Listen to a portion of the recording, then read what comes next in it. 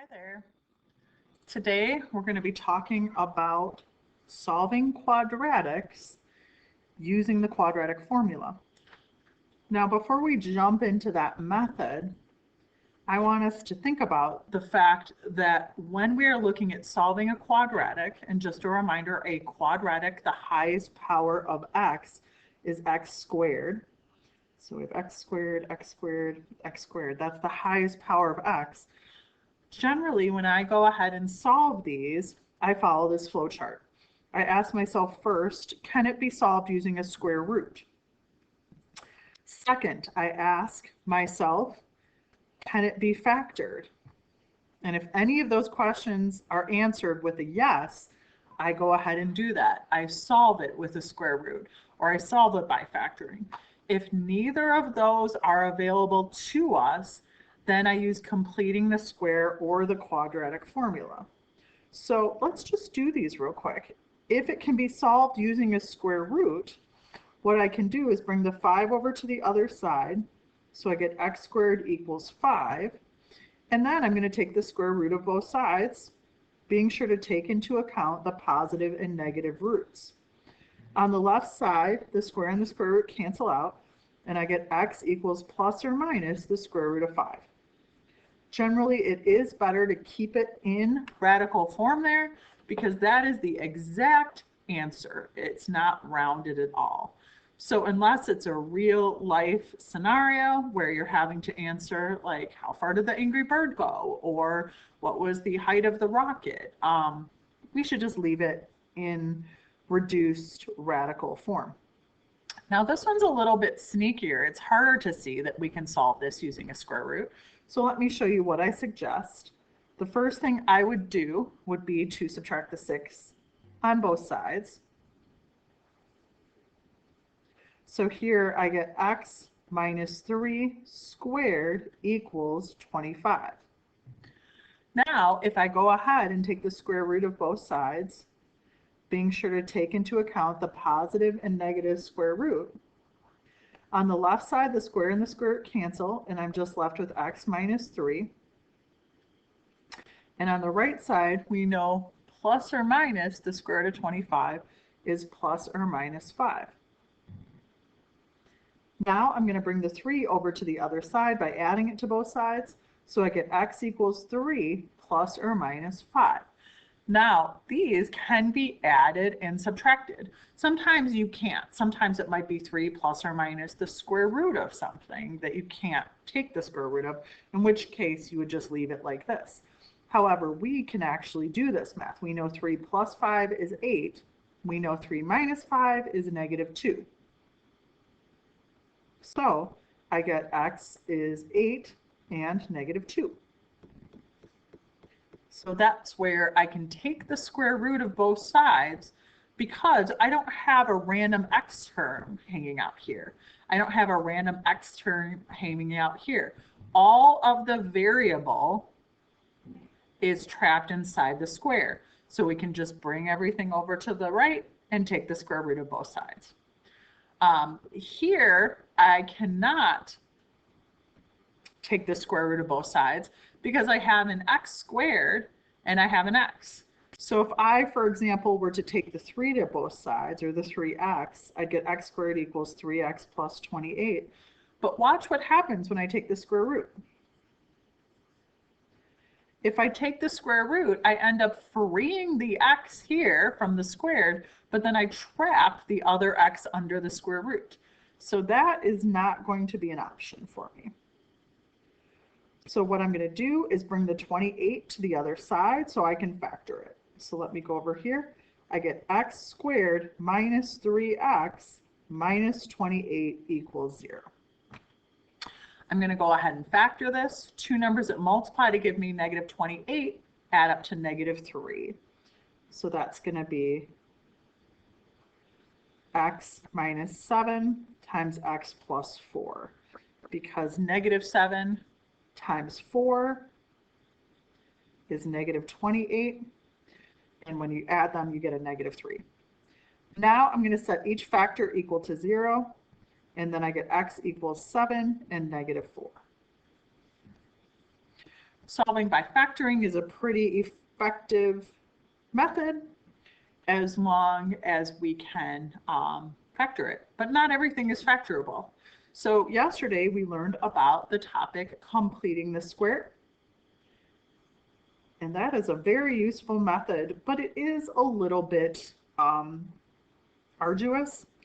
Like if I were doing this using completing the square, I would add the 7 to both sides, leaving room. So this equals 7. Then I use the method of halving this. If I halve it, I get -2, -1. And then if I square it, I get +1. So I halve it and I square it. And that's what helps me to complete the square.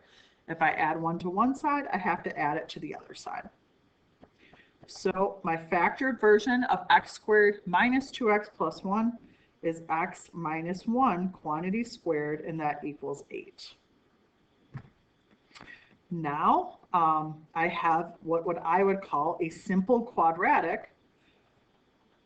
So what I can do is take the square root of both sides, making sure to consider both the positive and negative root on the right side. On the left, the square and the square root cancel, so I get x minus 1 equals plus or minus the square root of 8. Square root of 8 we can simplify. Square root of 8 is square root 4 times square root 2. So square root 8 is 2 square root 2. That will simplify my radical. So I get x minus 1 equals plus or minus 2 radical 2. I'll add the 1 to both sides. So x equals 1 plus or minus 2 radical 2. So these three methods we have all learned before, but I just wanted to show you the order that my brain goes into when I'm thinking of solving. Can I solve by taking a square root? Can I factor it? If no, my two choices are completing the square or quadratic formula. So yesterday we did completing the square. Today we're going to do the quadratic formula. So here it is. If you set up a quadratic, everything on one side, the coefficient of x squared we call a, the coefficient of x we call b, and then the constant term, the one without the x, we call c. And so therefore what I'm going to do is plug in a here and here. I'm going to plug in b here and here. And lastly, I'll plug in c right here. And this finds the answer. If you like formulas, you're going to love the quadratic formula because it doesn't require a lot of thought. All you have to do is plug it in. Plug it in, plug it in. Didn't know you'd get sing to today. There you go. So here's the discriminant. The discriminant tells you stuff about your answers. If it is positive, you're going to get 2 real solutions. If it is 0, you're going to get 1 double, and normally I call it a double root. It's also called a double solution. So 2 solutions that are identical. And then if the discriminant is negative, you get 2 imaginary solutions.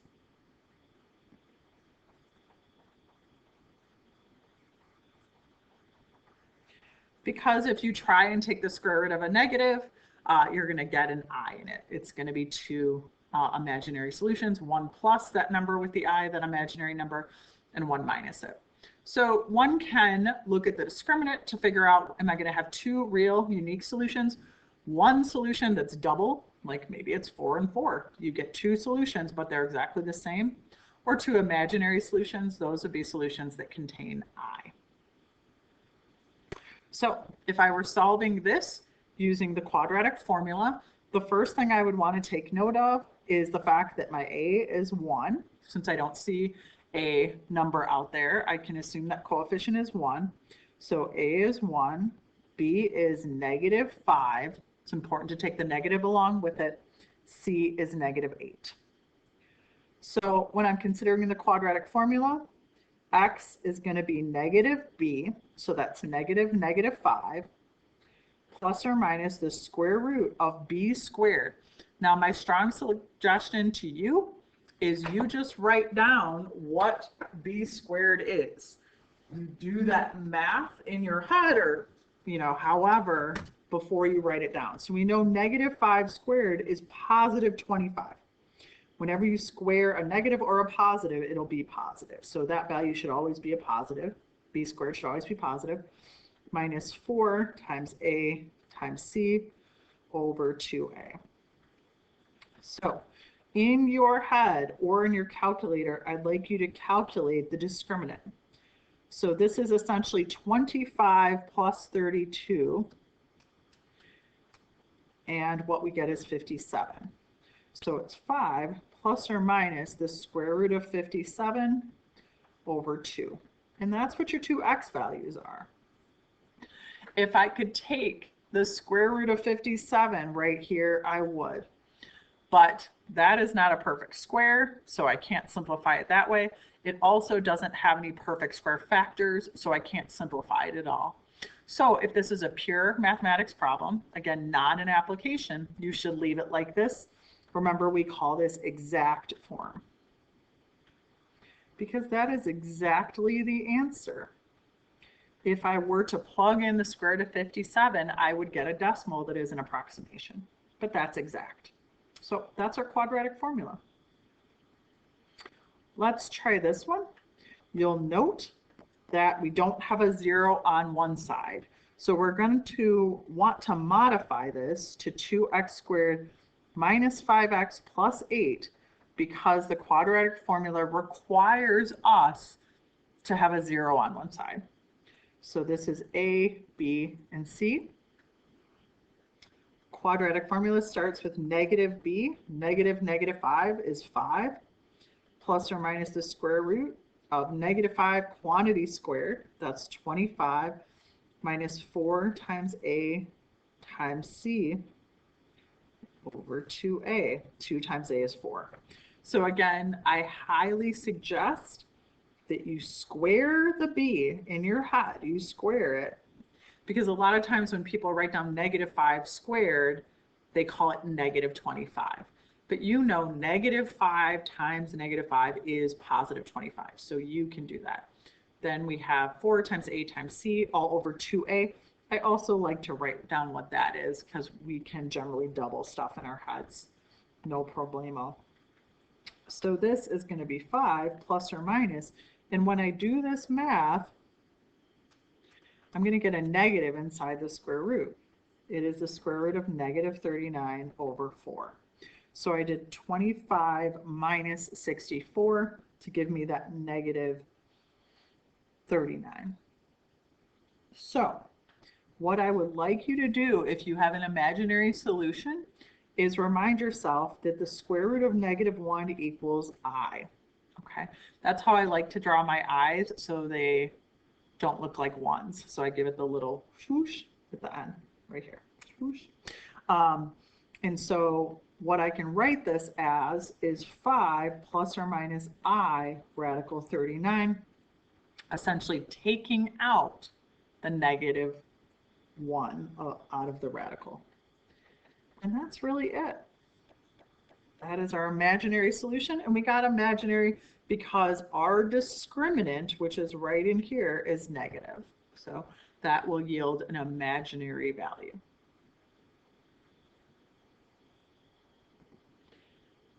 Now, I would never do the quadratic formula with fractions. I find that to be onerous, undesirable, just not something I want to do. So what I would suggest to you is multiplying both sides by a number that will clear out all the fractions.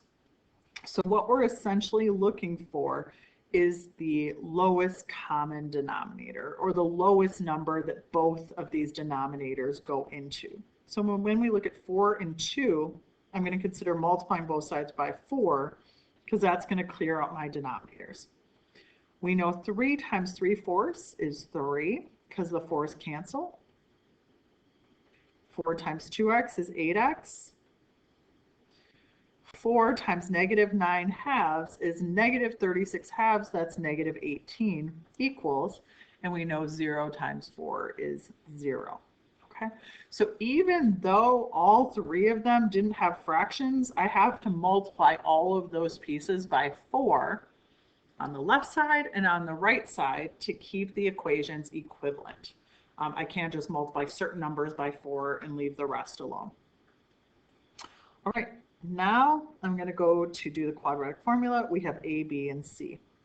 So x equals negative b. In this case, it's just negative 8 plus or minus the square root of b squared. That's 64 minus 4 times a times c over 2 times a, which in this case is 6. Okay, now we're going to calculate what is called the discriminant. And then we get 280 under there. Negative 8 plus or minus square root 280 over 6.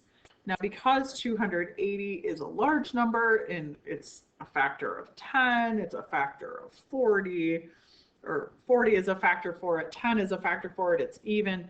This has a high likelihood of being able to take out or to simplify this radical here.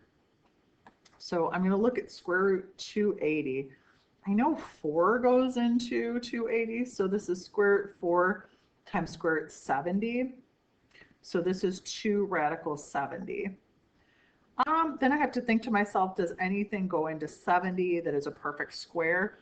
And when I'm thinking about my perfect squares, 4 doesn't go into it, 9 doesn't go into it, 16 doesn't go into it. So I think I'm pretty convinced that 2 radical 70 is as good as that gets.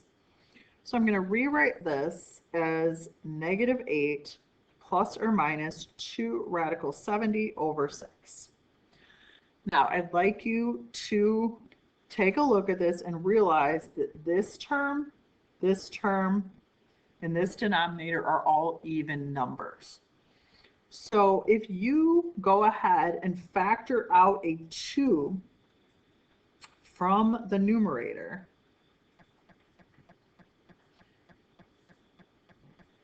we can then say 2 goes into 6 3 times. So essentially what I'm doing is dividing all of these terms by 2. Divide this by 2, this by 2, this by 2. I only have to deal with this coefficient here. We can't reduce what is inside the radical with something that's not inside of a radical. So that's why I showed it by factoring that 2 out, essentially dividing a 2 out of the numerator and the denominator. And finally, what I get is x equals negative 4 plus or minus the square root of 70 over 3.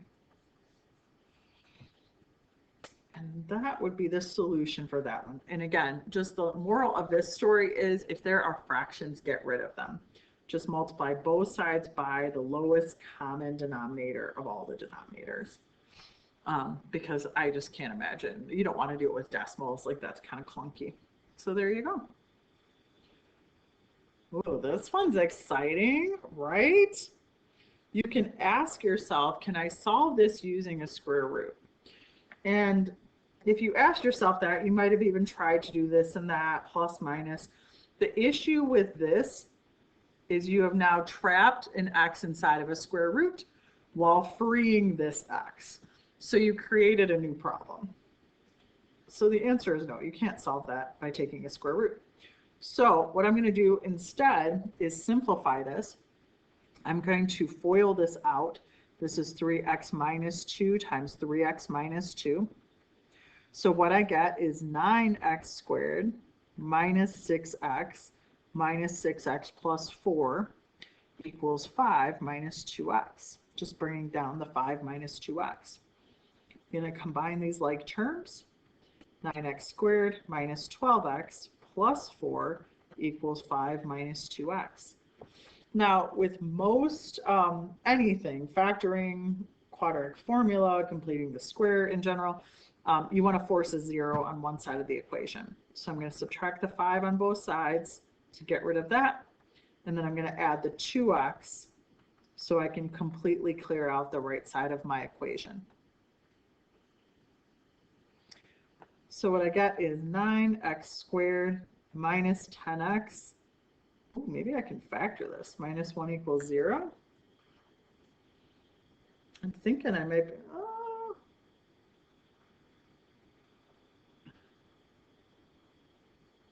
Yeah, I don't know if it's factorable. Let's do ABC. I don't think it is. I wanted it to be with that 9 and negative 10 and negative 1, but I don't think it is. So what I'm going to do is quadratic formula over here. So it is negative b. Negative b is negative 10, so that's positive 10, plus or minus the square root of negative 10 quantity squared, that's 100, minus 4 times a times c, making sure to maintain those negatives, all over 2a. 2a is 18 in this case. So I think the inside of my radical is going to be 136.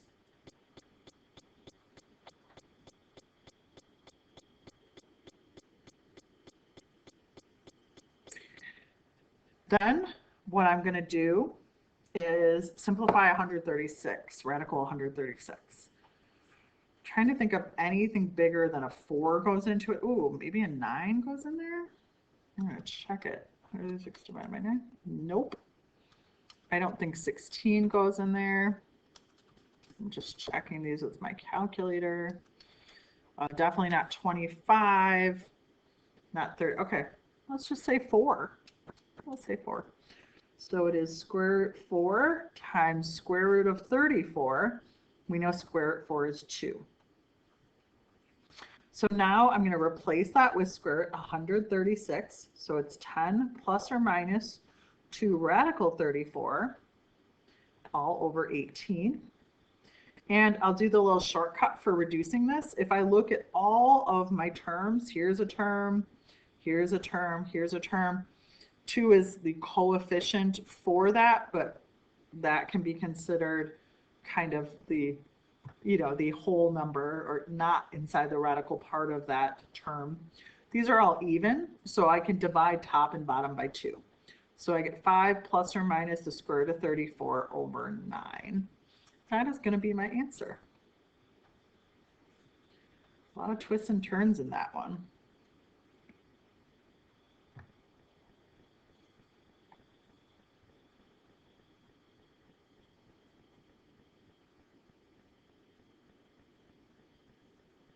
Okay, now you can work on all the problems in assignment 6A.3. Thank you so much. Have a good day, everybody.